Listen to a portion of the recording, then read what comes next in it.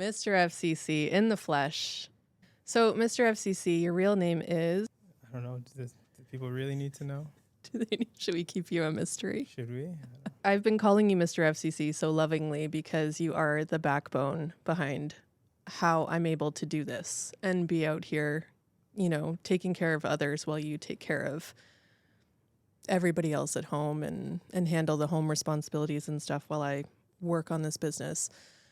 So you are Mr. FCC. Your real name is Chad. So everybody welcome Chad. This is my husband. I am remarried after a 10-year high conflict custody battle in all levels of family court.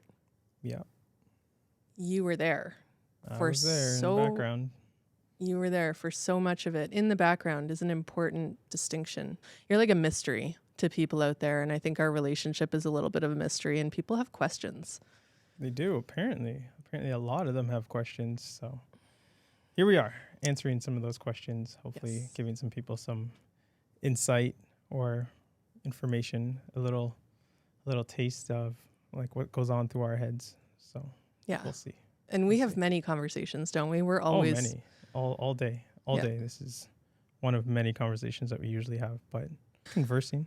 Yeah. So sometimes when I'm working in between calls, you'll just pop your head in the room and come in, close the door if I'm not working, and we'll have conversations there too. Yeah. In the 5 minutes between clients. Some of you may have seen me my hand giving coffee.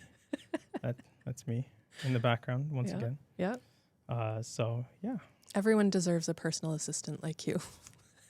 I think I should get a personal assistant like me. That's all right.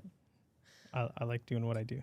So let's dive into some questions. I guess easy ones to start off. I think, talking about how we met and all of that, that's one of the big questions people have is, how did you meet him? And I think for me, the best place to start with that question is, when was I ready to meet you? Because I had just gone through a marriage, had children.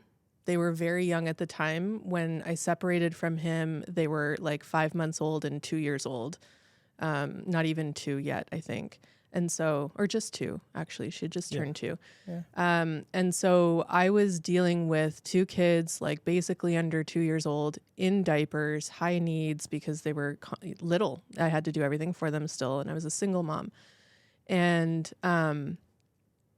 it was tumultuous, like through that process of separation, it was high conflict in the early days. Yeah. And then we settled. Like, I had gone through a bit of court. We had one appearance and I lost that appearance. I talk about that one all the time. How the judge was against me, thought I was overprotective and controlling. And from there, we settled in a separation agreement, which outlined all of the, how we were going to make decisions together, how, where the kids were going to spend time and all of that. It was all settled, full agreement in place. It was at that time that I met you, and we had our first date. And I remember on our first date, and it was essentially a blind date because we met online. Yeah. We met online. We talked, had a couple conversations, essentially met online. Was how it went. We talked, and then that first conversation, or that first real blind date that we had, I think was, I don't know, my personally, I thought it went well. I think it was a very good meeting. I guess it's panned out and peaked out since then, so I was pretty happy with it. But yeah, I was excited. Me personally, I had gone at that time in my life. I hadn't been in a relationship for maybe 6 months or so prior to that, before I had met you. And I think we talked for, how long was it? Like, it was a couple of months, but like a lot. Like, it wasn't just a couple of conversations. Yeah. We were like, every night you were calling me on your way home from work. And we talked. We definitely gotten to know each other. It wasn't like we talked for a week and then all of a sudden we were meeting a week later, and it was one of those complete like blind. We'd relatively gotten to know each other pretty well. So I joke about this, that you were like boring. I say that so lovingly.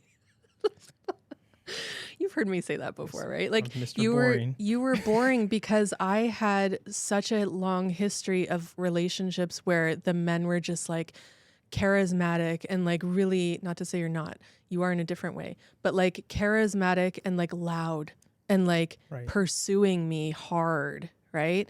And so it was like this engulfing of me, and I fell into it a lot. And so I was used to that. I thought that was normal, and that was just how you meet somebody and fall in love. Like you fall in love. You tumble down a hill falling in love. Oh my god, this isn't it's great, but that what I realized was like infatuation, and there isn't much substance to that. Yeah. With you, when we met and we were, talking and chatting every night, it was very like stable. It was very like, how was your day? How are the kids? Like, oh, I'm driving in traffic. Oh, look at that crazy person who just cut me off. Like just very boring, like not boring, but like stable. I keep saying boring. I'm sorry. Say I'm boring. not, It's like, not. you're It's not not boring. boring. I think for me, a lot of the things that I like to do in my life is I like to plan ahead.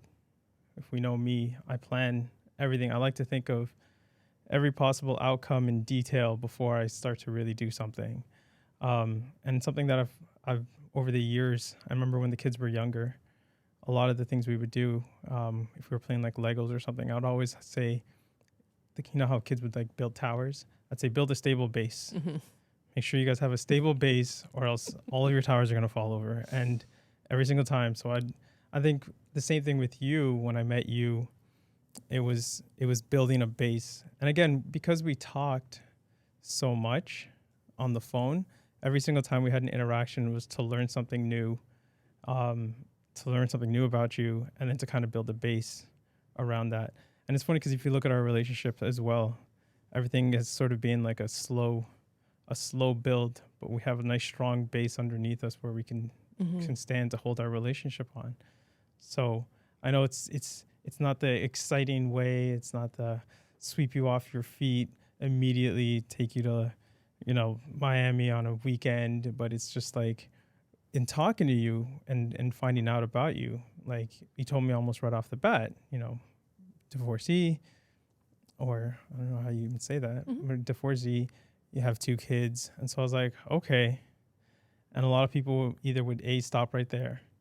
Um, but then you intrigued me a little, or a lot. How? What did I do? It's just the way you carried yourself, right? The way that you were somebody who was very smart, very intelligent, somebody who's very charismatic. And you had this, I wouldn't say, people call it baggage when they say people, oh, a person with baggage, but I didn't see it as baggage. Like we were in our early 30s at that point. So me personally, I was kind of not looking for that 20-year-old who wants to go out. I was looking for somebody who I could base potentially the rest of my life with. At that point, you want to find somebody who you can be with. And so in finding you and finding the stability you had, with kids, work, and now you have this small part of, yeah, you were married, it didn't work out, and you're just like, okay, let's try again. That tenacity, a lot of people nowadays will find, oh, I got married, never again, not for me, I'm not going to do that. I always find if you do something and it doesn't work out, why didn't it work out? What went wrong? What can you do differently? How can you improve on it the next time? So in finding you, there was that aspect which was intriguing, and I like that about you, and just the way that you talked. You were very sort of soft spoken on the phone, and that was something that, again, you're saying with me talking to me, it was stability, and for me when I talked to you, it was also stability. There was a lot of stability there at the same time. Yeah, your marriage may not have worked out, but that's not necessarily because of something you did, or it could have been the other party, that we would work out later as we were talking, the more we talked. So, I think for me, like you were, because I was so used to moving fast in relationships, it was intriguing for me to be with somebody who was taking it really slow.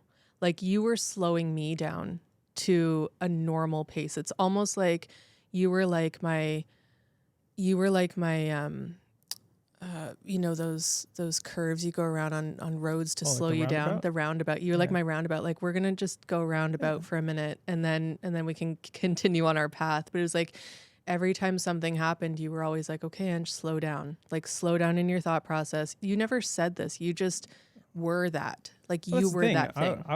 I was taking cues from you, because you, when I talked to you, you're the one who told me that your first relationship kind of moved fast, right? And you were just like, we went through it pretty quick, we got married pretty quick, and then we got kids pretty quick. And so my thought process was, okay, you went through a relationship quick, got married quick, had kids quick, and how did that turn out? It We all know. so We all know you're how now that turned saying out. you're a divorcee. So I was like, okay, maybe that might not be. Are we going to do that same thing again I and know. potentially get to that same place? And so I decided, in my head, I was like, okay, we're not going to do that. Let's slow it way down. Let's slow it down. Let's really get to know each other. Because you were telling me that when we were talking, that in your first marriage, you didn't really, you guys got to know each other, but again, everything moved really quickly. And so again, with me and my thought process of trying to figure out every possible outcome, one of the outcomes was moving fast may not be the thing to do. Let's slow it down. Let's see how it goes. What do we have to lose if we don't? And so that's also what I did. It even relates even to further past that. Once we got to know each other, even getting married, like it wasn't like a year or 2 or 3.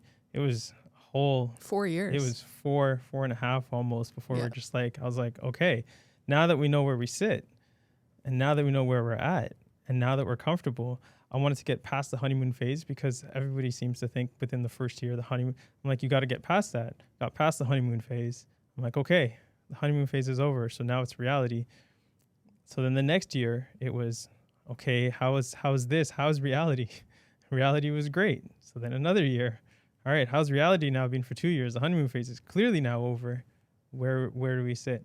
Well, and during that like period of time, that 4 years, we were deep in litigation. Well, yeah. Right? Because, well, let's jump there for a second, because quite quickly after you came on the scene in my life, the litigation started up again. And it started with I think she was 4 or 5 at the time. She came home from a weekend over there and said, Daddy's lawyer is going to wipe the floor with yours. Yeah. And I was like, huh? What? Like, I didn't say that, obviously. I was just like, oh. And then the next breath was, what's a lawyer? Right. I'm laughing now because it is so crazy how much they were put through in that way with those inappropriate conversations. But, that was the moment where I knew that it was heating up again, because there had been little glimmers of it over the course of the time we were separated, but I was still trying to keep things calm over there, and I was still trying to keep him amicable. And so I was jumping through all the hoops as much as I could to keep our agreement in place and keep it stable and keep everything calm so that I could rebuild my life. And it didn't work out that way. So the litigation started up again, and it was really after that first interaction between you and him, I think, is when it really heated up. And we'll talk about the interaction, because there was really only one interaction There was where you guys one. ever spoke. And people have questions about this too, on social media, like, how did I manage your relationship with him? And to that, I would say there was no relationship between you and him. I kept you guys so separate as much as I possibly could. And the reason behind that was because I knew there were so many false allegations that were coming at me that you were just an easy target as the new man coming on the scene. And so I was very careful to, you were out of it as much as possible. But that interaction, he was coming up to pick the kids up one day from the house, and you were there. You were, just walking through the kitchen towards the front door to get something, or you stayed in the kitchen. He was at the front door. Yeah. And I introduced you. I said, this is Chad, and Chad, this is, and we left it there. And what did you do in that moment? I think the only word I said was hey. Like that's it. It was a one word Yeah. interaction that had happened. Now this was like a few months now after us dating, I think, at that point. And I just happened to be in the house. It's funny enough because I had been, I think, there for, I think, exchanges before. But for the most part, I would stay like out of sight when it happened. And I did that again, knowing, again, you got into a relationship. It didn't work out. This person's here. Am I going to muddle the waters? No, I don't think that would be like the best thing. The kids are going to go, let them have fun, let them do their thing. And I just kind of stayed back out of the way, just kind of watching how everything played out, right? Let's watch it play out. So I wouldn't be at the forefront, but I was usually there most of the times. I think in the living room, just relaxing and just letting them go. And I think that one time was, I don't think I had enough time to go into the living room or something. So I was just like, well, we're already here. I think the kids had at that point, maybe even They had already been they talking had about already you. talked about me at that point. Yeah. So it had been a few interactions. And so I was like, there's not no more hiding, but it's inevitable at this point. Yeah. So yeah, that was I think the one interaction we ever had at the door. And that was it. That was it forever. Like for that the was next literally 10 years when we were having to go through all the litigation, Yeah. you never spoke another word No. to him and he never spoke another word to you. Now there was a lot of conversation in, our family wizard and emails and things like that. And through the litigation process about you, Yeah. you were dragged into the process quite a bit. And how did you deal with that? Knowing that you were being pulled into my mess. Well, if you want to look at it as a mess, I looked at it as there's an interaction happening between you and somebody else. And, growing up, I was able to have a lot of influences in terms of teachers who taught me a lot of life lessons. That sound cliche now, but it's like I turn around and I look at it and I'm like, a lot of those life lessons, helped me to be the person that I am. And so a life lesson or a lesson that I learned, one teacher ever taught me in elementary school. Many years ago. Many years ago. But it's still something that I even preach to our kids now, that I think is the most helpful. And it's very simple. And our teacher would always ask us one simple question. Are you helping or are you hindering? Like, what are you doing? Helping or hindering? And so anytime that I was brought into this, or even from the very beginning of this whole of this process, what am I doing to help or hinder? Am I going to make your case better or worse? What am I doing? And so I always had to look at my side of it. It could be that person against you, or it could be that person against you, and then that person against me. And that's just going to make things much more muddier, right? If we're looking at this as a mess. So I always had to be very careful into where I sat and how I did things, what I did, what I said, what I didn't say, how I interacted, to make sure that I was trying to help your case, right? At this point, we're together. I don't remember how long in now that we're now in it. But how am I going to help our relationship progress if I'm now dragging you down, or being a distraction, for trying to get this whole thing sorted out and finished, so that way we can move on. So I think for me, and a lot of this process, a lot of this time was, I'm always thinking through my head, am I helping or am I hindering? What am I doing? How is this going to be helpful to you? And I think some people have asked online, like, how are you being supportive? That's what's going through my head. Am I helping or hindering? Is what I'm going to do going to help you, or is what I'm going to do going to hinder your case and make it worse? And now we're now dealing with something else entirely, right? So that's something I never worried about though with you. Like I never worried, is he going to mess up my case? Like, is he going to do something that will screw this up? Is he going to be reactive like you? And that was one of my criteria.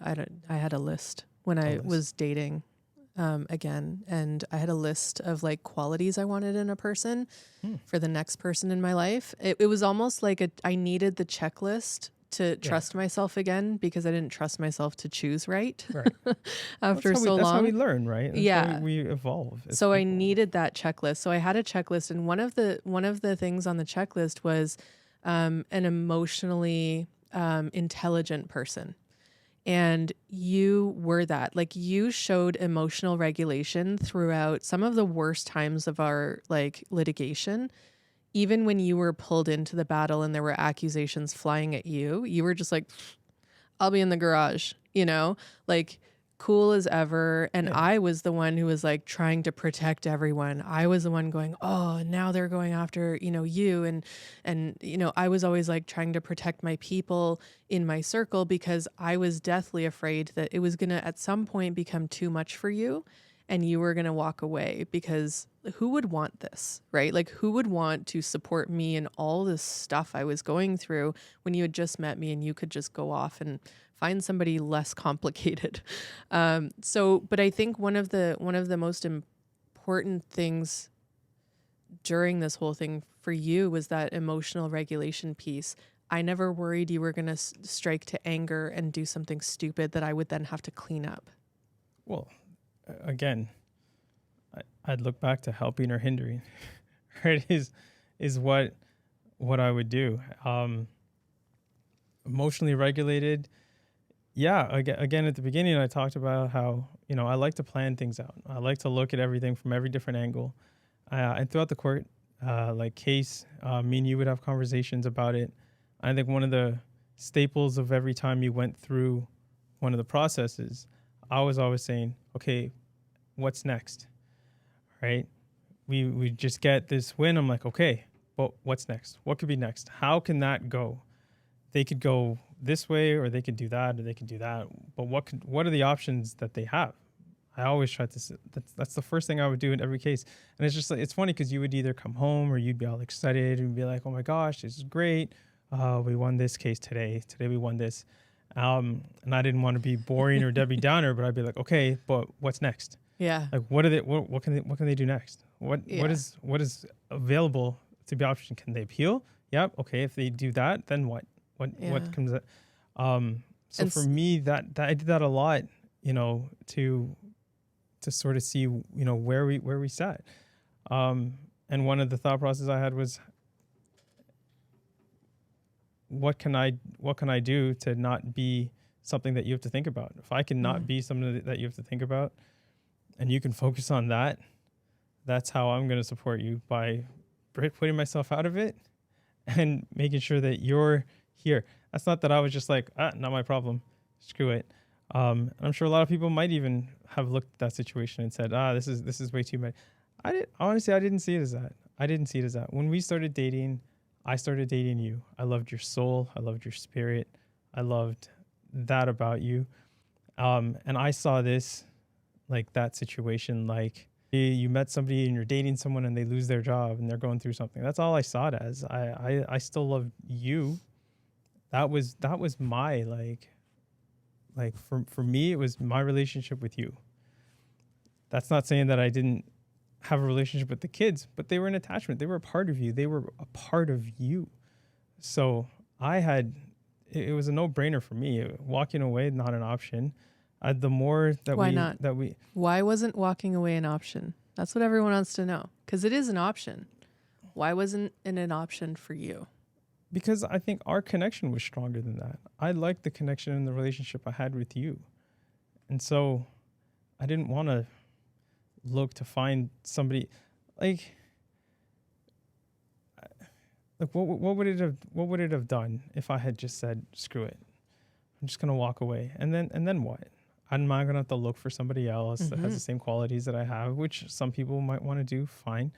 But I already found that. I found somebody who I had a good connection with, somebody I could have fun with, somebody who we could talk and have. And I think what worked out great is the fact that we had so many like phone conversations before we even like met, and the fact that we could hold conversations for such a long time over the phone. So with that, I was just like, this is great. Yeah, she's going through this process now. I'm like, okay, but again, I'm already thinking at the end. I'm already thinking fast forward to, okay, when's this gonna end? Worst case, it's like, okay, it'll be over when the kids are 18. Okay, how long is that? A lot of years. That's not, it's not that How long. long is that? That's That's a not that long. lot of That's not that years. long. How long? It's been that long since, and here we are. And Yeah. it's that process is almost over technically if we'd still gone through it. Yeah. Like the Yeah. kids are almost to that point where they're Yeah. out. But like I can look back at the last what, 14 years almost. Mm-hmm. And like the fun that we've had, the relationship we've built, the longevity. But you how know, did we do that? How people want to know, how did we do that? Because this takes over so much of your bandwidth, right? Just this battle is a constant. Lawyers are calling, things are being filed, you're in and out of court, you're trying to support your family, you're working, the bills are piling up. Like it is all consuming.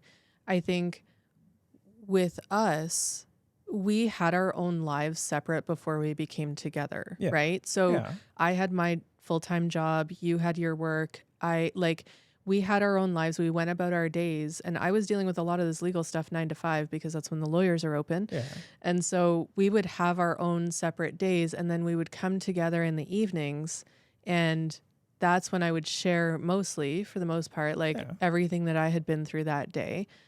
How people are like asking, like, how did I not overburden you? Did you ever feel like it was a burden when I was sharing all of this information with you that had happened? No. I'd made a commitment to be in a relationship with somebody, yourself. We were here.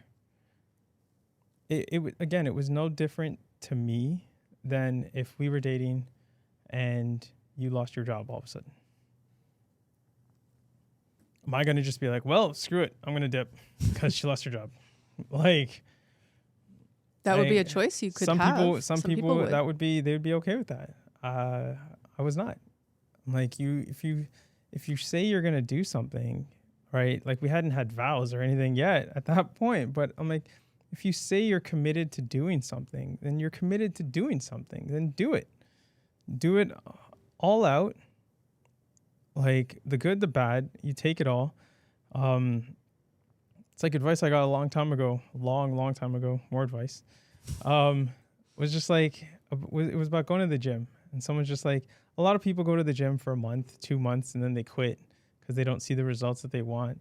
They're like, you know what? Try this. Go to the gym for a year. Make a commitment. Solid. The good, the bad, the days, the gains, the days that you do have gains, the days that you do lose weight. And there's going to be months where you don't. There's going to be weeks where it's like you seem like you plateau, that you don't do anything. There's no movement. And they're like, but you keep going. And then eventually you burst through that. And then you do start seeing gains again. And then you do start seeing the work that you're putting into something. And so for me, that's how my thought process was. We're in a relationship. You're going through something. How can I help? Is there an end to it? Yes. Is that end pretty far away, down the road, 18 years potentially? Yes. But there is an end. There is an end eventually. Some people choose the easier road and they just go, you know what, I don't want any part of this. And they could do it like very nicely, be like, you know what, you're a great person, but you know, this is too complicated for me. I didn't really see it as a complication. I didn't see it as anything bad from my perspective. I didn't see that as a hurdle. It was like I saw it like a speed bump is what I saw. It was just like, okay. And then we got over that bump and just kept on going, right? We're having the time of our lives at that time. And so for me, there was never a question of leaving. I think people have asked me before that, and I was just like, no.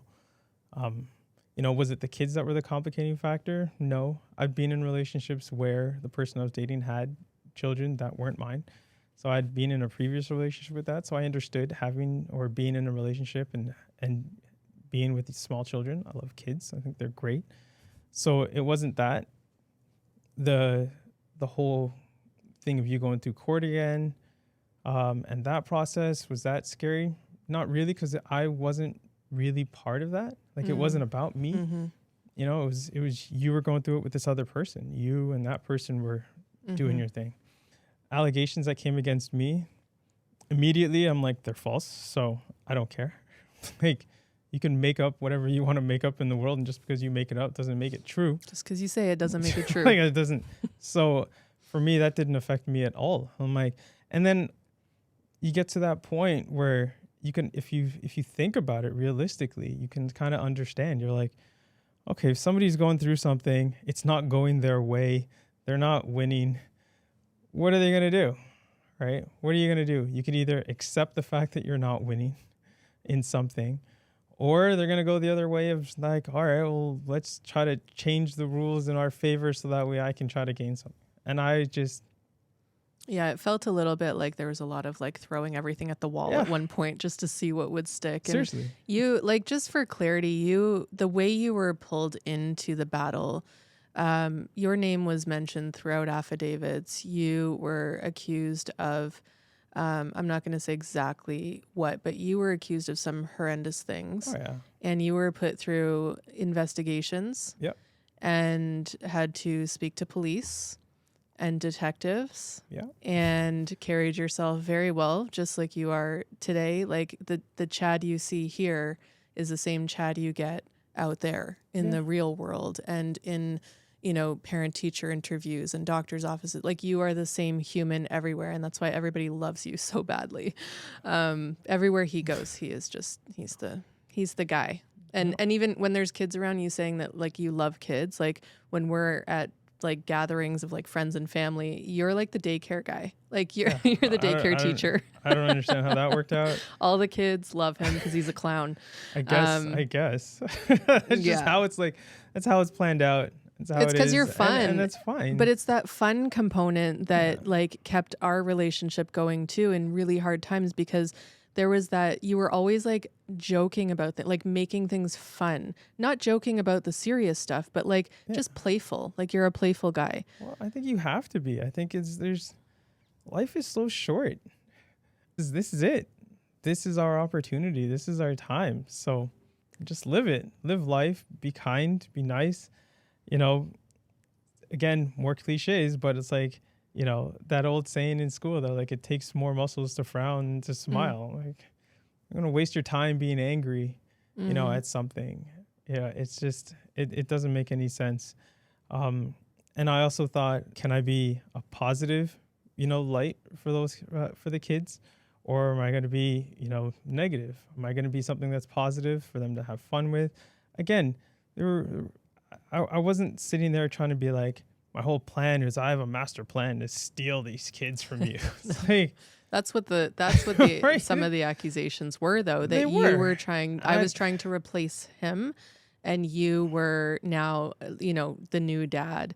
And let's talk about how the kids fell in love with you, because they were little and you were fun, but you were also very much like pushing responsibility. Like, you're fun, but you're strict in a way where it's like, do what you say you're going to do, right? Yeah. Like, follow through on your plan. Everything you've said today, you're like that with the kids as well. Yeah. But you're also playful. So it's like a wonderful balance. And you were the guy sitting there doing homework with them before I got home from work sometimes. Yeah. And, you know, doing all that kind of like heavy lifting parenting stuff.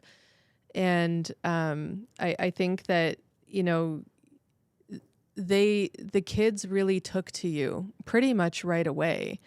And that was really, I think, hurtful for the other parent too, because we're in the middle of this battle. Like, I can understand how he could feel like, oh, something's being taken away from me. Yeah. But that wasn't your intention. Your intention through that whole time was to support me in the parenting duties in the home and care for the kids and show them that you're just somebody who loves them as well. And they started calling you Chatty, which was entirely their idea, and so loving. Kids would say it, right? They're just like, it's just not just chat. It was a simple Chatty. Oh, it's Chatty, and I'm like, okay. I'm like, sure. And I remember being like, oh boy, because that's awfully close to Daddy. It is. And again, it's like I didn't make them say it. I'm like, you guys, to this day even, and I'm like the kids can call me whatever I'm like, whatever you guys want. Mm-hmm. Like whatever you guys want, I'm okay with it. Mm-hmm. Um and again, just kind of going back to like sort of the accusations, it was just, I found it was wild. Some of them were just so like wild. Mm-hmm. Like the fact that somebody would say, like, think that I'm trying to take the kids away, like with the other stuff mixed in, that I'm just like, that doesn't make any sense. But I think also one of the things that our younger daughter said one day when I was talking with her, she was upset about something that had happened at her father's house. And I don't even remember what it was at this point, but I was talking to her. And I think in my way of trying to fix the situation, it was something like her, I don't know. She wanted, I don't know. It was something that you could fix, right? And so I was like, it's okay. You know, Chad will come in and fix that thing for you. It was like literally something mechanical, like a Right. toy broke or something, right? Okay. And it wasn't fixed at the other house. And I remember saying, it's okay. He can, you know, Chad can fix it. And she was like, you don't get it, mommy. And I was like, what do you mean? Like my whole world, everything stopped. Like, what don't I get? Help me get it, right? Yeah. And she said, we have buckets. Kids have buckets in their heads. Did I ever tell you this story? No. Yeah. She said, kids have buckets in their heads. And I was like, okay, and she's the kid who's like, you know, up in the clouds all the time with like Yeah. fairy tale stories in her head all the time. Like, Right. you know who I'm talking about. Yeah. And or sometimes you're just like, okay, we're up in crazy cuckoo land again. Again.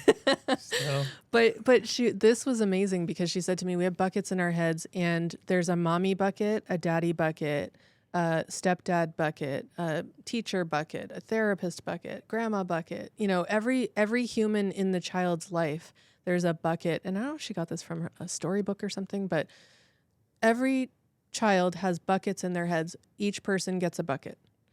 And she said, Chad can't fill daddy's bucket. Oh. Only daddy can fill daddy's bucket.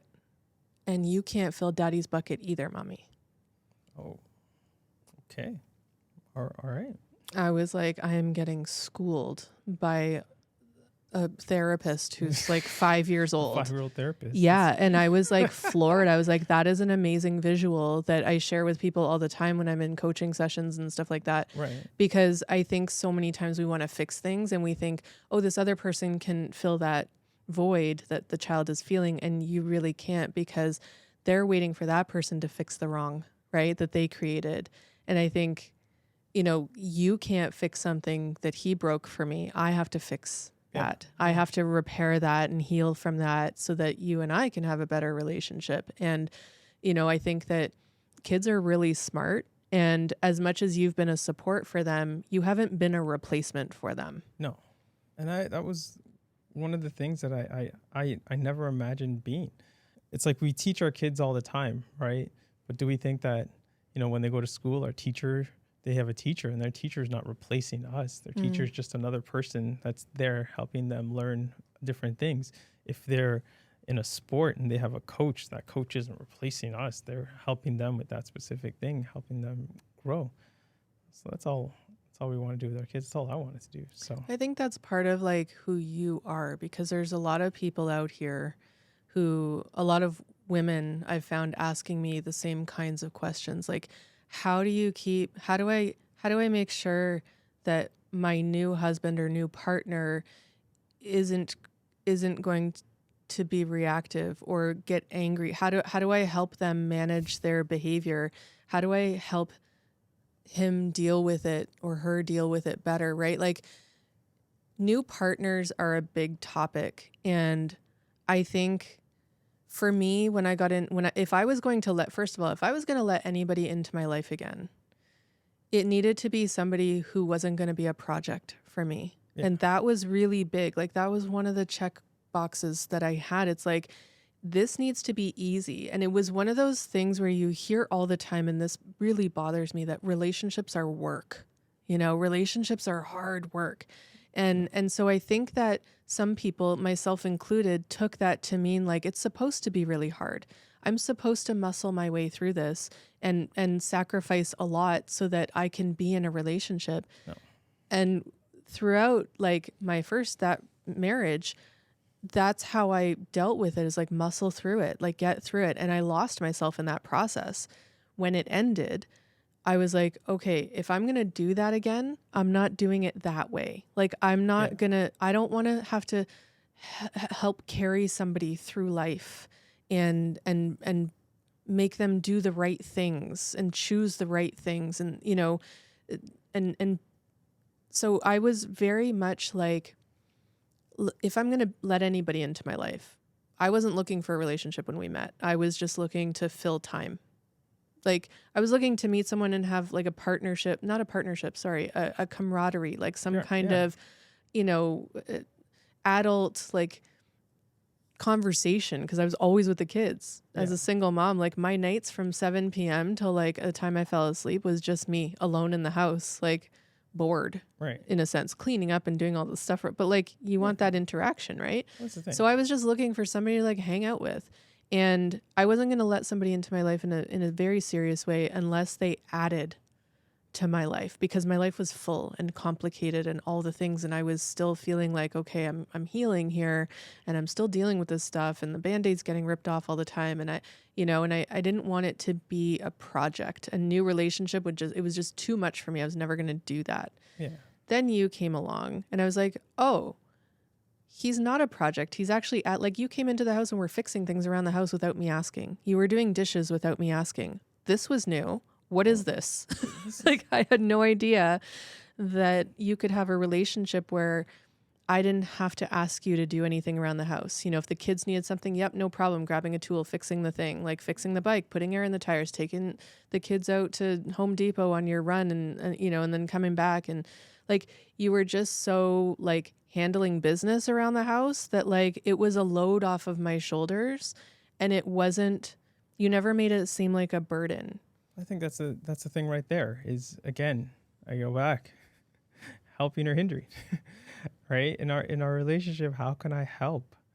How can I help? Helping doesn't necessarily mean you're a servant and that I'm sitting here waiting to be like, oh, what can I do, master? It's like, no, it's just like, how can I help ease your life? How can I help ease your, like the process that you're going through? You know, if you'd come home, one day and you've been talking to the lawyers all day, and, or the next day you're going to have a court appearance or something, I would be like, I knew, okay, that's very stressful. Those situations are stressful, right? Because you don't know what the outcome is. Well, you can have a pretty good idea what the outcome could be, because again, you want to think of the process, but it could turn, right? How can I help with that? Does that mean maybe the night before I'd take the kids out, so that way you'd have some time to think, or, it means I would feed the kids, give them dinner, whatever, just, help ease it from you, so that way you don't have to have everything on your shoulders at once, right? And I think, like, I'm not a relationship expert. You're doing all right though. But it's You're just doing like, good. but I try to think of, like, if you're gonna go into a relationship, and like you were touching on what you said earlier, how they're like, relationships are work.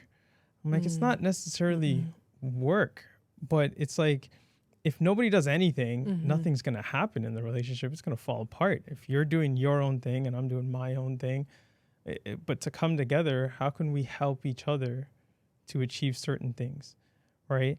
And so then you look at it as a whole, as a household. There's things around the house that has to get done. We don't necessarily look at it as this is your job and this is my job and whatever. Because I'm like, I think that's a little old school for me, right? Even a little bit. And just how can we both do it? What can we both do to help both of us, have a smooth transition in the house? Right? So things like dishes, like, I think it's stupid that it'd be like, it's your job to do dishes. I'm like, no, we both ate, we both, whatever.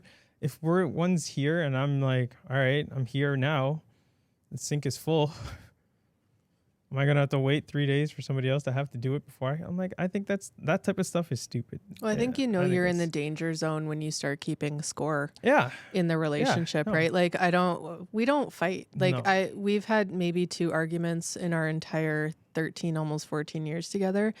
And we always, whenever we are frustrated with something, we usually like go our separate ways for a minute. You'll go do your day, I'll go do my day, and then we come back together. And by that time, usually we're over it, right? Yeah. Like, it doesn't matter anymore. It's something silly or whatever. Or if it's something serious, we talk about it. Yeah. And we both have the ability, I think, correct me if I'm wrong. We both have the No. ability to like look at our own behavior Yeah. and go, what was my part in this conflict? Yeah. Because I 100%. think so many people are just looking outwards. Even I can get that way. Like I think our first gut reaction is to be like, that person's, if they would just do that differently, then I'll be okay, right? Yeah. I'll feel happy, I'll feel safe, I'll feel comfortable if that person would change. And it's that practice of constantly going, okay, I see that happening in my brain, right? I want to say that person's done all of this wrong. Yeah. But then to get quiet and go, okay, what can I do differently here? Or does this need to be a conversation about like, I'm not okay with that thing that happened, right? But we've never gotten to that point. There's this mutual like mutual respect and self-respect for ourselves Yeah. where like we aren't keeping score on each other. I'm not keeping score on you. And I can only speak for myself. But yeah, it's like that keeping score thing creates problems because then, you're walking by the kitchen, you're like, oh, the dishes are piling up again. Well, I did it yesterday. He better do it today. No, I think that part is again, I've never been that's stupid. I think that's stupid. Again, I don't keep score or keep track or any of that stuff. Like there's household stuff that has to get done and the household stuff have to get done. If somebody's doing more or less, it doesn't matter at the end of the day, as long as, we're coming together. I think we have great communication in how we speak to like each other about the things that need to get done and how we get it done. Like you'll be like, oh, I'm going grocery shopping or I'm going to go do this, I'm going to do that. But we talk a lot. Mhm. I think that's one of the key things is we communicate a lot. It's not like piddly, like ridiculous things that's like stupid, right? And we don't keep tabs on like little things that we do. Like if you're like, I'm going out, I'm like, okay. Yeah, that's a big Okay. one, actually. Let's talk about that. You're going out. Okay. Let's talk about that. Like, Because I have a trigger. right. That's it. I can say I'm going out and you'll be like, cool. And the only time you'll ask me when I'm coming home, I don't even think you ask me where I'm going, but you might ask me when I'm coming home because you have basketball that night or you have something else going on where you plan to go or you need to go to Home Depot. Or, I don't know. That's the thing. But most of the communication time, part, right? That we have about that stuff. And I think that's just it. We need to be able to communicate. Like, I don't need to keep tabs on you. We've already made a commitment that we're going to be together. And so, and it's also part of the people say when you start a relationship, I'm like, it's that listening part, right? mm-hmm. Listen to what your partner is telling you and how things are. And again, if I'm planning out my day, if I'm planning out my life with you, I'm going to think, okay, am I going to go that way? How did that work out? If that didn't work out so well, let's try something different. I think little things, though, when we were going through the early days of relationship showed me a lot of who you are now, who you've always been. But on our first date, for example, we were just having dinner and talking, and I don't remember why, but I asked you a question about, maybe it was where are you from or where's your family from or something. And you made it like a pop quiz, right? And I guessed all the wrong countries, but eventually you pulled it up on your phone and you spun your phone around and pushed, do you even remember this? You pushed your phone across the table to me. I know, it's a long time ago. We're old now. But you spun your phone around and you handed me your phone. And I was like, this is our first date. And this man is handing me his phone? I mean, women, you know what we can do with that, right? Do what? Like, what's... Oh, I could search a lot in that time. I'm a private investigator.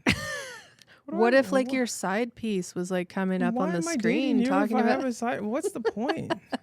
I know, but that was like a trust right off the bat. You were just like, I have nothing to hide. Look, here's my phone, right? And I remember thinking that stuck with me. And it's because there's a lot of hiding happening in this world. There's a lot of people doing the wrong thing and hiding it Yeah. and knowing it's the wrong thing and, doing it anyway and then hiding it. And a lot of that happens on people's phones these days. So for you to hand me that phone. So I was like, okay, all right. So he's open. But you've shown that all the way through in bigger ways as time went on, that you're trustworthy, that you are not controlling, that you're not tracking me when I leave the house, that and and it's that freedom for me where I can go out, and I actually feel bad sometimes when I go out. I'm like, I got to go out. And you're like, okay, go. And I'm like, you're not mad? Like, you're not mad that I'm going out? Like, I go to concerts all the time and I take trips places and you're at home with the kids. And like, I have a whole full life with you and also sometimes separate from you. And that's never been an issue for you. Whereas in a previous relationship, I was always punished for that in some way, usually with a silent treatment and then some explosion of, making it about them and making me feel bad for leaving or going away, or, this kind of like controlling behavior that made me feel like, you know what, it's not worth it for me to go out. I'm just going to stay home and be a good girl and just serve this person, because it's not worth it for me to go out there and have to put up with this kind of behavior when I get home. And with you, one of the most refreshing things is being able to go out and have a good time, and I get home and you're just like, how was it? Show me everything. Show me the pictures. Did they do this? You're actively curious about my experiences in life. That's what it should be. I think that's what it should be about. That's how you support, your partner throughout things. Although we are together and we're married and we're together, but we're still individuals. We have our individual like needs and hobbies and things that we like. And I think that should be a given. I think I think that's almost what brings us sort of together, is the fact that we are together. I think having our individual things and being able to do things individually and be able to maintain our individuality is a key part of like being in a relationship together, right? I think anybody who's building a relationship with somebody, you should be able to still have your own hobbies, your own things. Like, I have basketball, you have yoga, you have, what else are you doing? Well, I guess we both do physio because we're old. Gotta take care of those joints. Right? But we have to have our own individual things that we'd like to do, right? Yeah. Like you're still like Netflix, like true crime dramas, and I'm just I'm solving murders. I'm over here watching Star Wars and like Marvel movies, and you're solving like I'm solving murders 20-year-old online, murders, 20-year-old murders, cold cases. I like that about us. I like to have our own individuality. I like to do those things, and me invading into your space, I think I think what's hilarious is when I'm watching like some ridiculous show and you walk in the room and you're like, oh, who did it? Who did it this time? And you like stop and you like actually watch the show. I know you don't care about the show. I know this is not something you would put on TV, but I'm watching it and you're pulled into it for a second. You'll stand there and watch the show and then you'll be like, so what did you ask me questions about the show? And I'm like, you don't actually have to care about this. No, but you do. But you care. That's the thing. You care, right? I don't understand how people in a relationship, like if you care about something so entirely and you love it, like, okay, I'm more than happy to support you in what you're doing, right? Like when you went through the cake process, you love building, like making cakes. Yeah. I'm like, helping or hindering? How can I help? How can I help? That was a surprise, actually, when you got involved in the cake making. No, but it's like, I don't know anything about cakes, but yet I'm also the same guy that's just like, this is stupid. Why are we fluffing flour? Like, yeah. But I'm asking questions because I'm genuinely curious. I'm like, does it make a difference? And you're like, yeah, it does. And I'm like, I don't think it does. Yeah. I'm like, but I think those types of things were fun. I think it's fun to genuinely kind of be curious and to love, if you're going to go through something, again, just like that, you went through the divorce. I was there as part of it to help and assist. And any aspect and process that you go through, I feel, how can I help? How can I assist? How can I be a part of it? But I want to So, differentiate something because in my previous relationship, there was an element of that too, where I had a hobby, and there was interest from the other person, and then it was overtaken and it wasn't fun for me anymore. no. And I don't know how else to explain that, but it was like I'd be excited about something, and then that person would come in and like consume Yeah. and become like obsessed with it or make it unfun for me. And it wasn't a true supportive, like, let me learn all about this hobby so we can connect. It was more of a, let me jump in here, do it better, and take credit for it. Well, I think that's where it is, right? It's that aspect. I don't want to be. I don't have to be the number one. I don't have to be the best at it, right? If you like it, how can I help you be the best at it? That's how I look at it. How can I help you be the best at what you want to do? Sometimes that might mean me just stepping back and just letting you have space. That way you can work on your thing. Fine. If that's what it's needed, again, you communicate, you talk to somebody, you find out about that person, right? If it means if you're on a deadline and a crunch and you need help in doing something that's very mundane, like when we're doing the cakes and you're like, oh, I have to get this cake done quickly. Okay, well, what project can you work on? What can I do? So that way you can focus on that project and I'll do this in the meantime, then I'll figure it out how to do it while you work on something else. So that way when you finish your cake, it looks great, right? But that's a great metaphor. I don't need to take any. I'm not here to take credit. Yeah. It's again. It's almost like those accusations that I'm here to take over and replace. I'm not here to replace. I'm not here to replace you in the project that you're working on. I'm here to just help. I'm here You're to help always and like assist. that, but in every area, like the cakes, the battle, the everything, you're always the guy standing behind me, letting me do my thing, trusting me enough to handle it, and being that supportive figure so that I can go out there and shine. And even with FCC, like with the company, like remember when I first told you, hey, so I did this thing. So let's tell that story because I don't think I've talked about it before. But I was in the Supreme Court phase of the battle. Yeah. And we were waiting for the decision to come down from the Supreme Court. This is after trial and, you know, the kids were protected and I had sole decision making, and that order was being appealed all the way through up to the top court in this country. And during that time, I remember you were at work, you were working nights, I think at that point, and I was laying in bed alone one night and I was thinking about all the stuff. And I thought there's probably like a couple of reasons. I saw people online making mistakes in their case, like blasting about all the details of court and blasting their ex and, Yeah. you know, criticizing their ex. And I was like, this is going to get you in big trouble. You could lose custody for doing this kind of stuff. Anyway, I remember posting my first video and it was just words on a screen because my privacy was so important. And look at us now. Yeah. Here we are. You're the smoky screen lady. Is I what was the everybody- smoky screen lady. Screen lady. Everybody That called was, you yeah, that's what when people you called me. started. Yep. So it was a smoky screen with words on the screen. And my first video talked about what it felt like to walk into a courtroom and have to, you know, advocate against somebody who you profess to love and profess to love you for the rest of your life, and what that felt like and how the air in the courtroom is different and all of that. The experience of being in a courtroom with somebody who you plan to be married to for the rest of your life. And that video took off, and I didn't even tell anyone. I told no one that I did this. It was a public TikTok, and I told nobody. I kept it quiet for probably 3 weeks. Like, and I don't keep secrets ever. That was the biggest secret I've ever kept from you.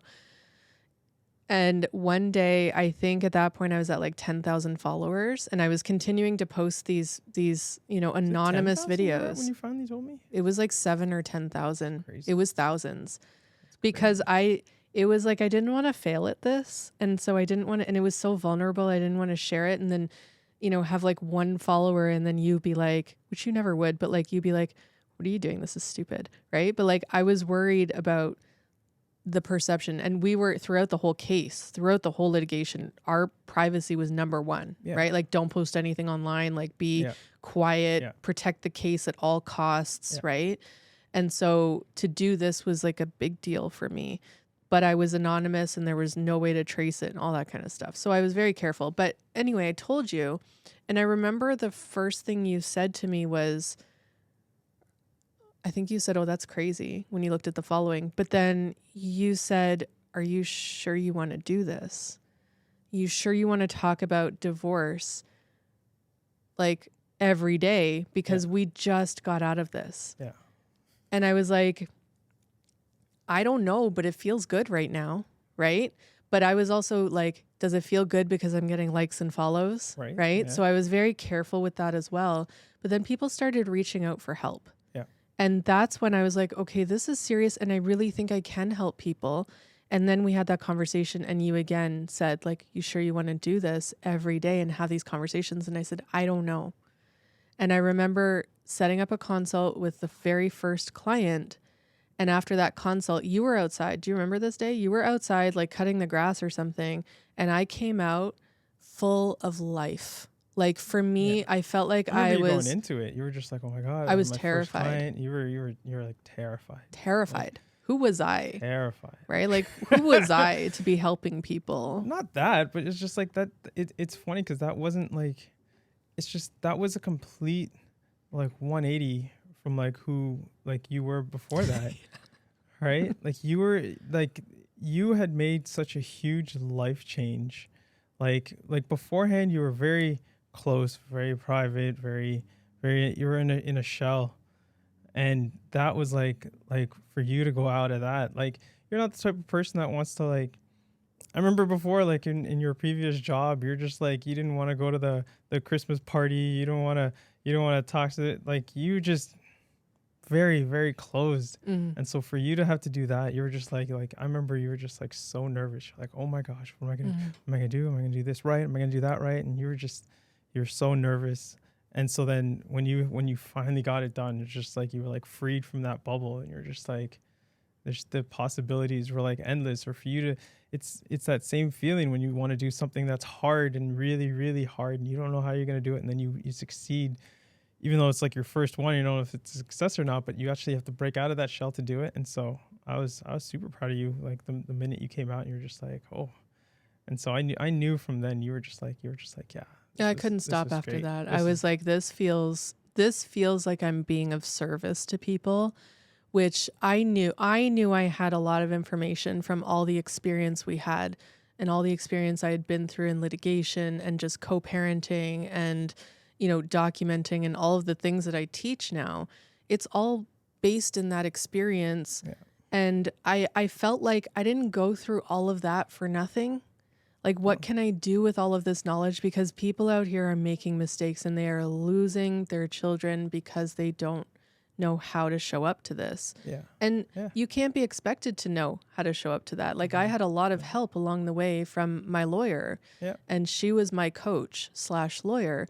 That I mean, I ran everything by her. I didn't change. I joke. I didn't change the color of my nail polish without asking her what color I should do. Like literally, how many times did I call her? Like, what should I say to this or what should I do? And she was just she was a mentor in so many ways. So I just I felt like I could be that in some way to these people and at least get them ready to, show up to this differently. And that when I started feeling that I could be of service to people and I started feeling like people were benefiting from it, and then that first success story, like I think I was crying, like bawling my eyes out because well, even so many after that. like back to that question of like, who am I? Like, who am I to do this? Like, what do I know? That's what I know. I know how to get kids through this and get them safe. I know how to help parents shift their focus, and somehow all of this was not for nothing, right? And people are having these success stories and we are slowly proving that maybe the court system isn't corrupt everywhere, right? Like maybe we do have some control over the process. No, definitely have like control over the process. And I think it's all that mentality, that I think you've adopted, I would say adopted, but it's the same helping or hindering mentality, right? Of how can you help people to go through the process through your experience that you have. Now, I'm sure there's people who are going through this process that's slightly different than what you've gone through, but you can at least look back and use your experience to do that. And I know that the space that you're in, there's people out there and there's other people out there that you have to seriously ask that question. Are they helping or are they hindering, right? Are they really trying to help other people to go through this process, or are they trying to like slow them down? And, I think with a lot of things on social media and a lot of information, out there, there's so many different avenues, and I think it's a lot of people need to, stop looking for, I know we talked about this so many times, like that magic pill of trying to go through this process of just, oh, there's that one piece of advice there is no one thing that's going to get you through this process. You have to literally take a look at yourself, take a look at the situation you're in, and how can you help yourself. So to all the people who ask this question of, Mr. FCC, how can I get my new husband to do this? And I'm like, you can't get them to do anything. if they're not already there trying to help you, if they're not already there for you, and not in a servant way that they're here just to help you and serve you. I'm like, but if they're not helping you, if they don't see when you need help, if they don't see that you need, that little push to do something, or if they don't see that their anger is going to hinder your case, that's, I don't know how to help somebody like with that. That's something that they need therapy. That's the thing, right? Therapy. If your spouse is unable to manage their anger and their frustration, you're not the person to fix that for them, and it's not your responsibility to help them through that. You can say, "Hey, listen, I understand you're angry. Go figure that out." Like when Seriously. you're going through something, it's like, we can talk it out, but I can't fix your feelings for you. So you need to go to what we call the feelings doctor.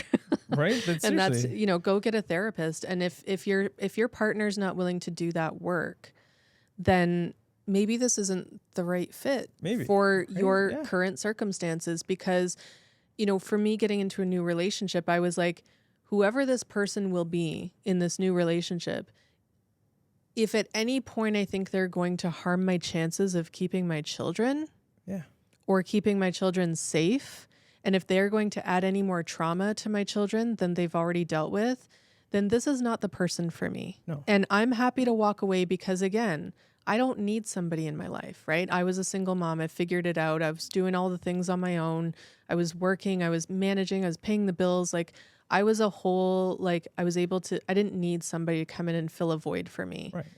You came in and added. You were just like, you were watering. If I was a plant, you were just watering the flowers and making sure, like, taking care of the greenery. You weren't like trying to uproot stuff and replant me somewhere else and make me look like a tree instead of a flower, right? Like you weren't trying to change anything and I wasn't trying to change anything in you. So I think that's a really important thing for people to realize, because when like I said, when we started this conversation, I was used to go in a relationship, like spiraling, right? Downhill really fast and what I thought was falling in love. And then all of a sudden you hit the bottom and you're like, oh, wait a second. I think I did this all wrong. I think I was supposed to climb towards happiness, gently and carefully and watch my steps instead of tumbling downhill to rock bottom. And one of the things you said to me many times throughout the battle was everything's a climb. Like life is a climb. Yeah. Yeah.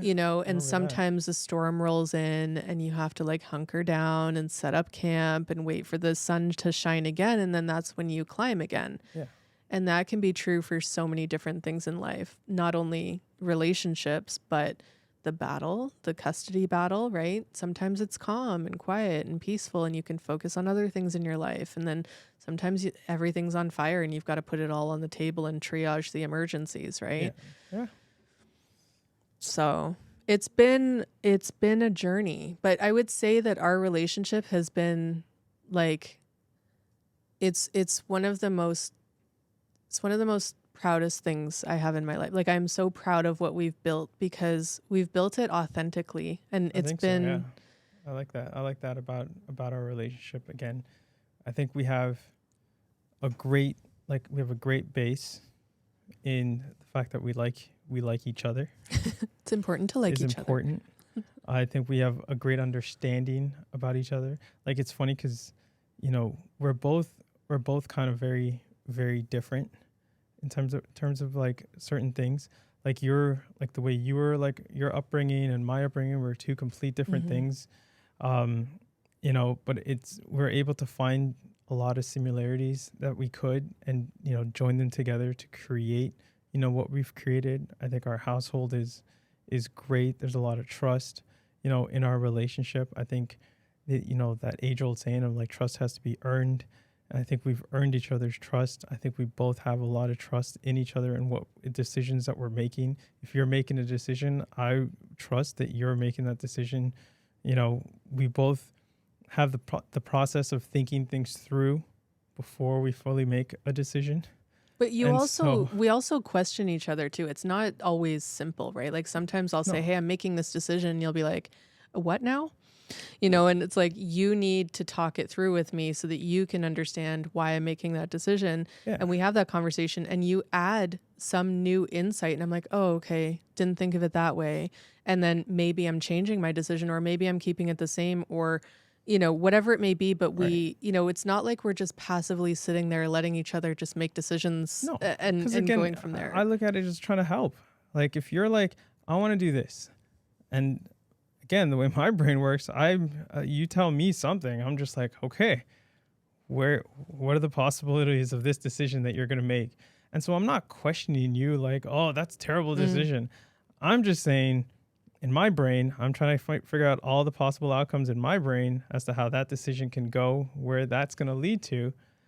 And if half of them are bad and half of them are good, I'll still just be like, well, if you want to make that decision, cool. But at least now we understand, where it could go. mm-hmm.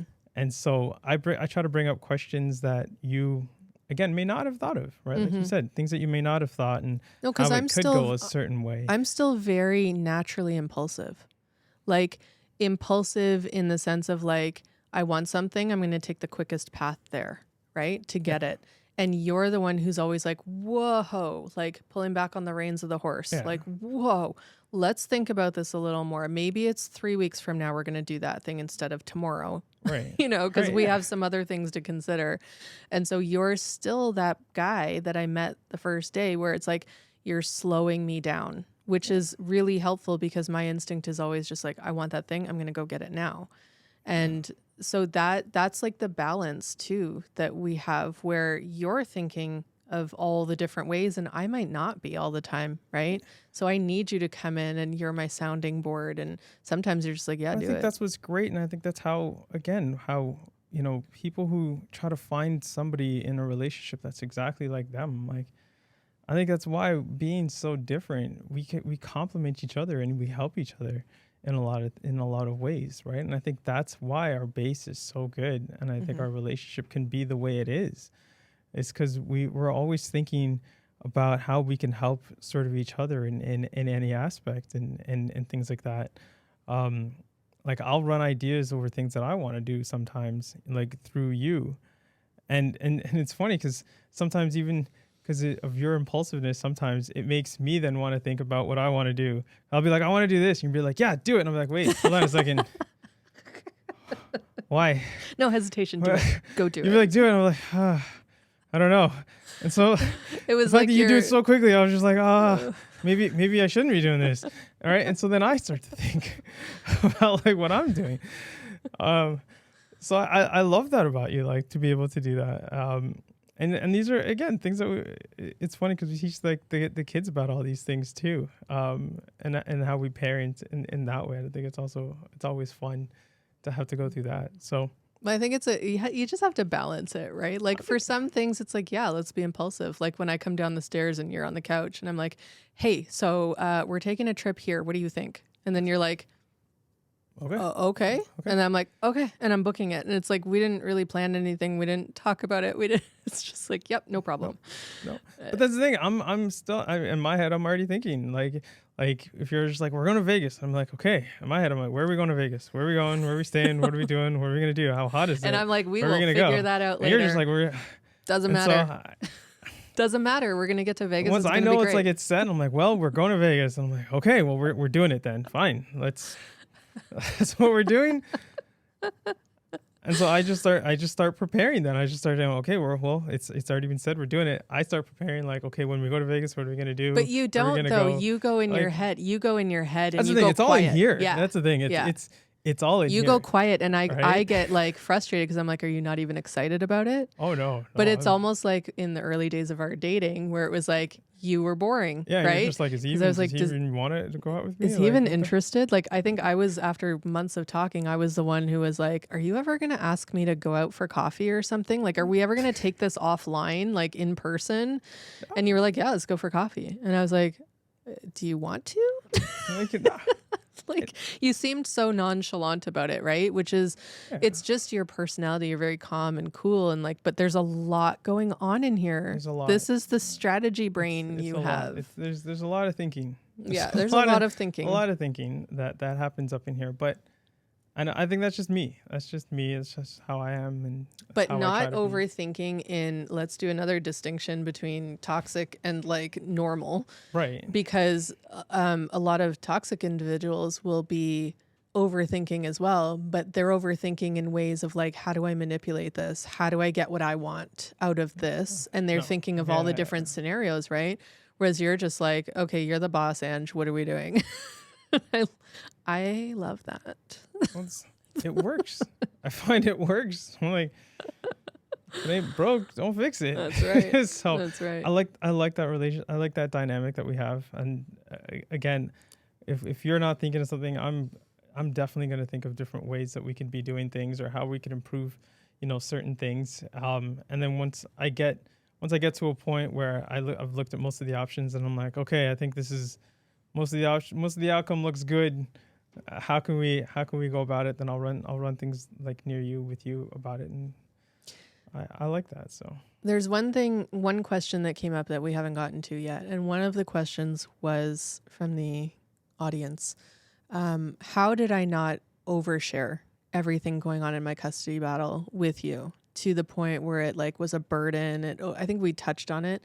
I just want to clarify maybe a little bit because I never felt like I was oversharing. You never made me feel like I was oversharing anything.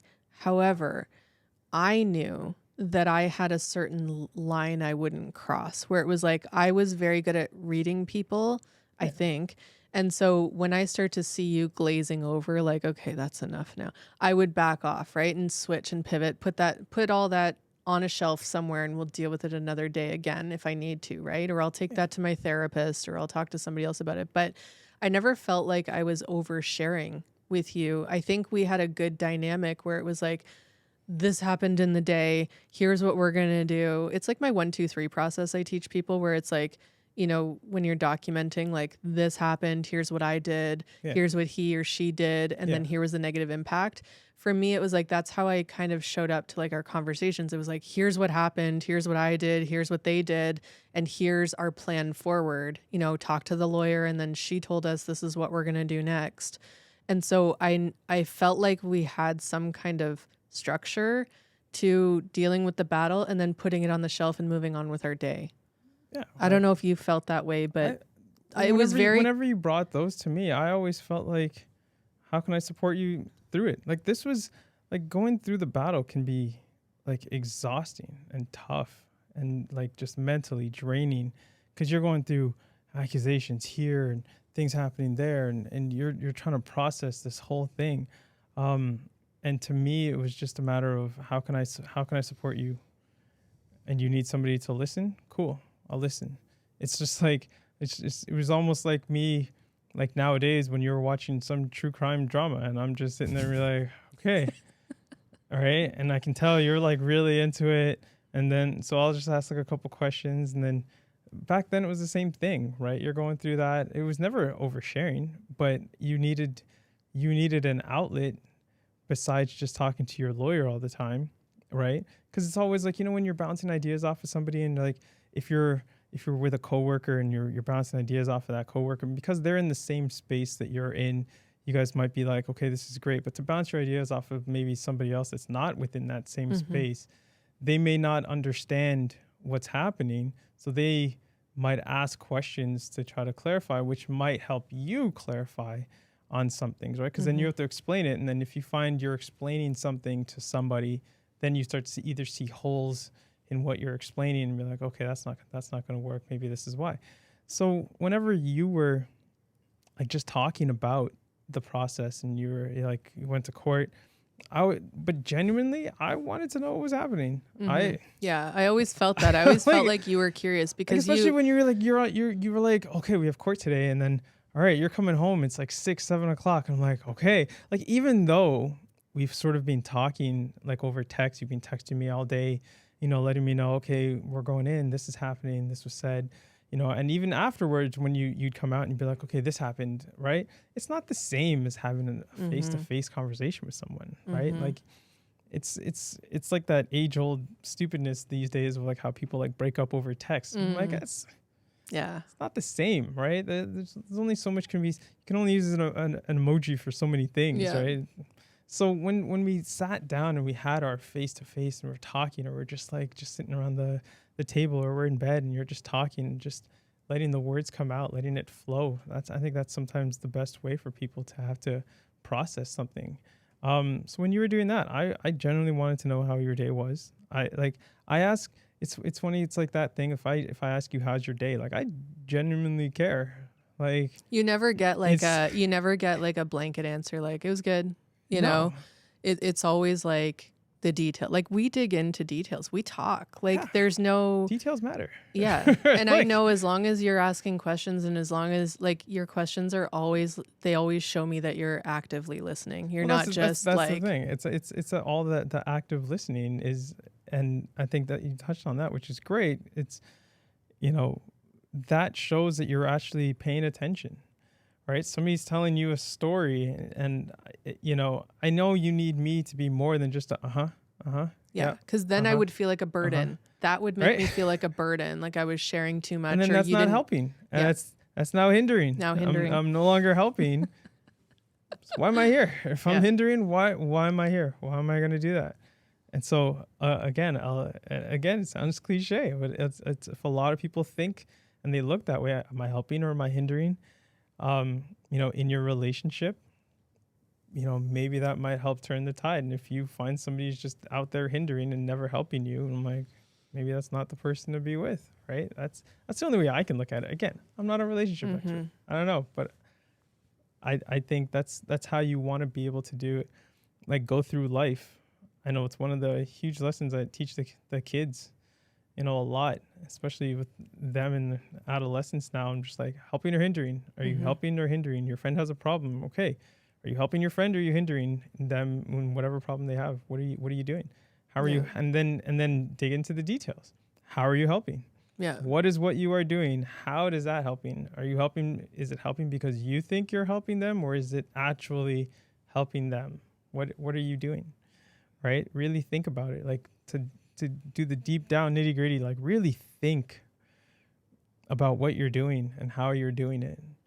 Right. And but it takes a lot of healing to get like, it takes, maybe not healing is the word, but like it takes a lot of, again, emotional intelligence to be at a place where something happens and you're not quick to react. You're not going straight to anger. Like as a man specifically, like women go that way as well, can become reactive. Men become reactive. A lot of times what I see is they go straight to anger. Yeah. So you don't.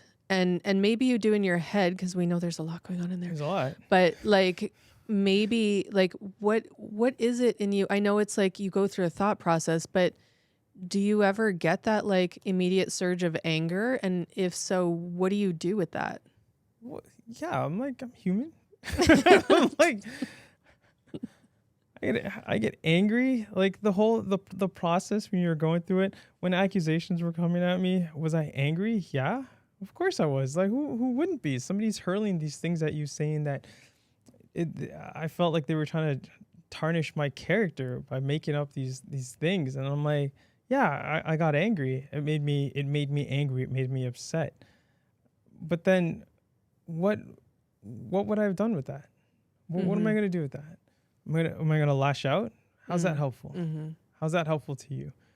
It's like you take it I get angry and I'm like, okay, I'm mad because this person is now saying that I did this. I didn't do that.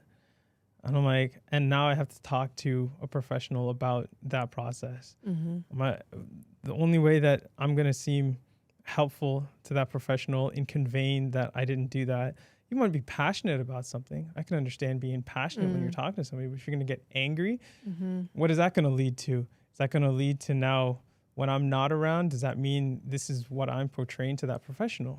My anger means, well, he's angry with me and I'm a professional. Then does that mean he's angry all the time?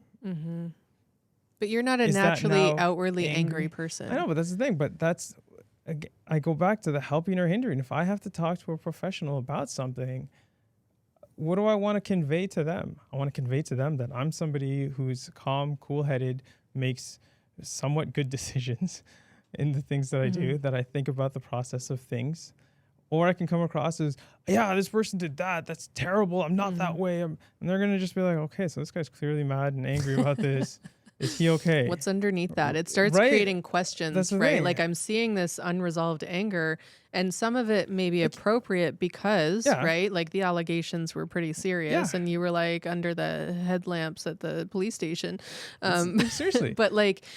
But you showing up, I think the key again is showing up and showing everybody who you are, which is what I tell people all the time. Just show the court and show the professionals in it who you are. Show them your character, because if we're so focused outward on the allegations and we're focused on the other person who's coming at us because we're under attack, then we're not going to demonstrate who we are. And that's what they're trying to get to is like, what kind of person are you?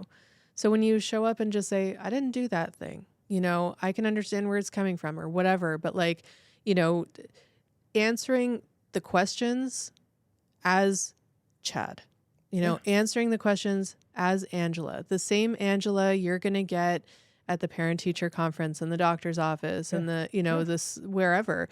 I think the same human everywhere I go. Yeah.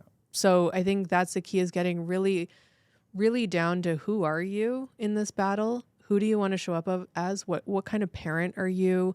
What are your goals and values and all of that? And then sticking like hell to it. Yeah. Like holding, because it will be challenged. That's the thing. And holding on to it so fiercely that no matter where you go, you don't stray from who you are and what kind of person you are. So tough. It's tough. Oh, yeah. It's hard. It's so hard to do, right? And I think a lot of people as parents in a relationship, it's one of those things that's just like you're gonna find ways, or things are gonna come that are gonna like push you off the path, and you have to fight like hard to stick to your guns. As hard as it gets, the benefits that you're gonna have at the end, you're going to see the results, and it's going to outweigh all the hard times. And then you can turn around and say to yourself, look what I did. Look what I did. Look what I did. And then that just sets you up in life, I think, for later. Something hard comes along your way and you're going to know, okay, all right, I've gone through something hard before. I think one of the best advice I ever got from one of my best friends. The best advice I think I've ever gotten, which I use to this day, is everything is temporary. Nothing is permanent. You're going to be, if something happens, if you're happy, that's temporary. There's going to be a point where you're not going to be happy anymore, right? But at that same time, you have to understand that when you go from that state of being happy to the new state of whatever you're in, anger, sadness, mad, whatever, that's temporary. And so that's going to also pass. And then you can go back to being happy again. And what I take from that is whatever state you're in, to understand that wherever you're at, it's going to pass. So when you're happy, enjoy it.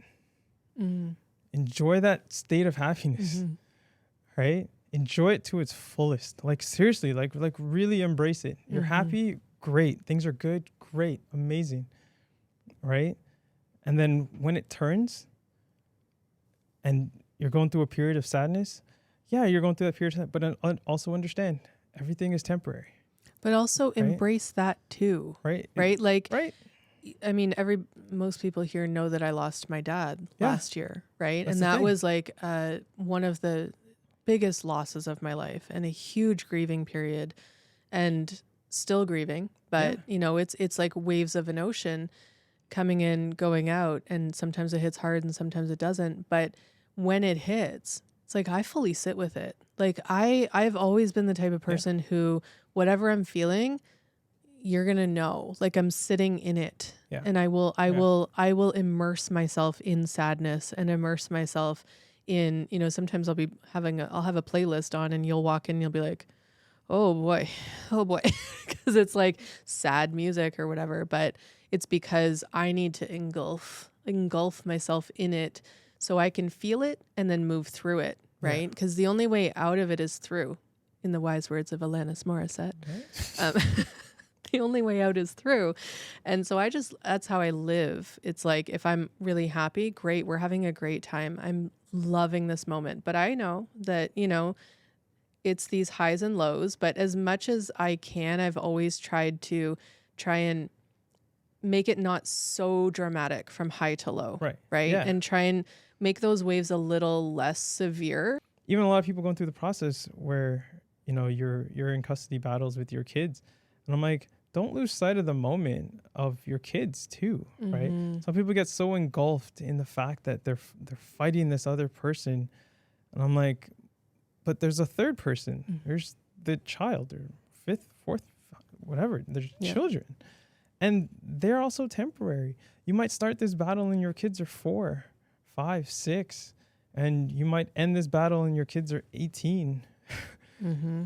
And then you gotta sit here and say to yourself, what have I been doing for the last 10, 12 years? You've been focused on attacking this other person who's attacking you, and you're like, they're attacking me. And I'm just like, and your kid is going through all these stages and processes that you're missing, Yeah. right? And so don't lose sight of that. I Yeah. think if somebody else is attacking you, okay, put that in the corner. Pay attention to your kids. When you have your kids, Yeah. pay attention to your kids. Yeah, you've Like, got to be able focus to on your you've kids. got to be able to compartmentalize the battle. I You remember do.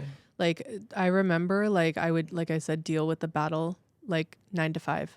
Yeah. And then unless there was some emergency, I was not, like, the lawyer and I were not talking. Like we weren't talking after 5 p.m. unless it was like court, the eve of court, and she would Right. call me at 8 o'clock and be like, "How are you? You ready for tomorrow? I think we're good. We're not, whatever." Yeah. And so, like, really being able to like set aside the time to focus on your kids, spend time with your kids, and it's not just like dealing with the drama throughout your parenting time, but it's also like what's going on in here, being able to refocus your mind when you realize, oh, my kid is in front of me and I'm building Legos with them, or I'm doing arts and crafts with them, but I'm thinking about all the things that happened last week with him or her, Yeah. your ex. And you're not really present when No. you're doing No. that. So it's a practice of constantly resetting your brain in those moments and going, I have my kid in front of me. Yeah. I need to be here for them and build. Yeah. No, for So- sure. You're going through a battle and it's not great, and it's really heavy and it's really hard. It's temporary. It might be a couple weeks of temporary. It might be a couple of years of temporary, but it's temporary. You'll get through it. You'll get past it, and then you just focus on the rest of your life from there. And again, you learn from learning from your mistakes that you make. Is super key. Again, it's weird because I don't want it to sound like it's all a whole bunch of cliches that he's saying about a whole bunch. I'm like, it's just things in life that you just kind of go through and you kind of utilize to help become a better person. So that's it. Well, Mr. FCC, I have one last question for you before we close. More questions, yay! Just one. If you could give advice to all of the step parents out there who are struggling in supporting their partner and the partner's children through this process of a high conflict custody battle, what is the one piece of advice you want them to leave here with today? To leave here with, Mm-hmm. I think it's the same notion that I think when I started of, are you helping or hindering? And again, to really think about your actions before you do something and how it could impact your relationship negatively? How can it negatively impact what you're doing? I understand as a step parent, again, I've been in that shoes where people will make accusations at you. People will say you did things or whatever, and will throw things at you. They could just be doing that just to try to make you angry because they know it's going to make you angry. Mm-hmm. And they know that if you get angry and you lash out. They now have evidence. So is it worth it at the end of the day? If you take a moment to take it in and you know that's not true, you have evidence to prove otherwise, then just let it go. Focus on your relationship with the person that you're in. Don't forget, as a step parent, you're not there as a parent, really. You got into a relationship with somebody else, right? And that person happens to have kids. But focus on your relationship. Like it's you and that person, right? So I think really focus on them and supporting them, helping them as much as you possibly can, right? That's where you can then say to yourself, okay, this is what I can do. So don't get angry. Don't go punching people in the face. Don't choose violence. Don't choose everyone. violence. I'm no relationship expert, but I know 100% you choosing violence is not going to help your case at all in any way, shape, or form. Yeah. So don't do it. That's all I can say is don't do it. Just help. Just be an observer. Just be an observer. And if somebody says, "Hey, I need help with something," be like, "Okay, cool. What can I do? Our goal was always to keep our side of the street clean, right? Oh, yeah. So I think that just comes down to make the proper choices, proper decisions. think things through before you act.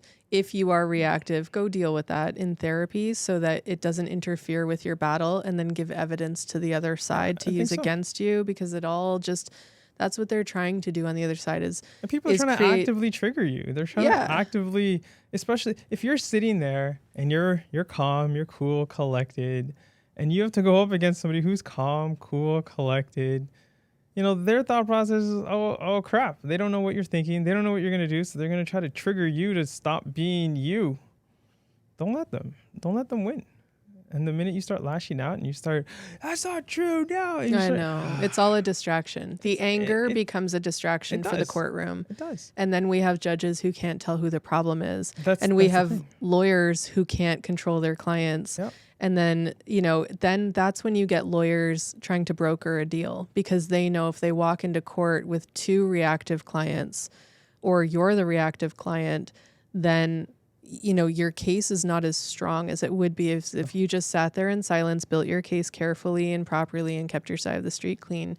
So, a lot of the problems that we see in, settlement discussions and courtroom, judges not getting it has to do with how clear is the case. It has to be really clear of who the problem is and who isn't. So who's child focused and who's not. So I think that that's really important information for people to walk away with. 100%. Sir, I love you. Always. That's why we're here. Thank you for stepping into the spotlight with me today. Everybody now knows. Now they won't just see the hand reaching out to give you the coffee. They'll be like, they give the face to the hand. Reaching out for the coffee the next time you're on a coaching call. She just reaches over her shoulder and a Starbucks magically appears. It's all you. So, it's great. Again, just trying to help. It's a great setup we've got. Just trying to help. That's it. I appreciate you so much. Thank you. Anytime, man. I love you. I love you too. All right.